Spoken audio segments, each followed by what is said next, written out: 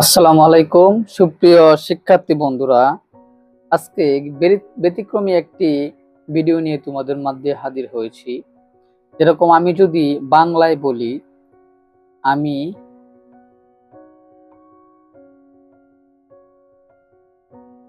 বিদ্যালয়ে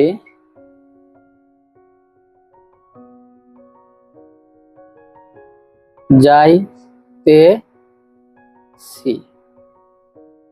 এখন এটাকে যদি আমি ইংলিশে ট্রান্সলেট করতে চাই, তাহলে ইংলিশ বাক্যের মধ্যে আগে সাবজেক্ট বসে। তার মানে সাবজেক্ট মানে হচ্ছে এখানে আমি মানে হচ্ছে আই।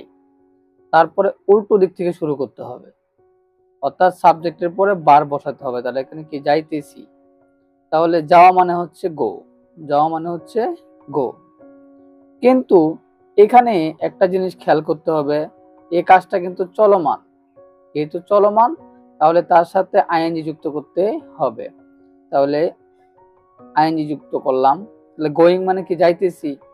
কিন্তু সাবজেক্টের পরে যদি ভার্বের সাথে আইএনজি হয়, তাহলে তার সাথে একটা অক্সিলারি ভার্ব দেওয়া লাগে।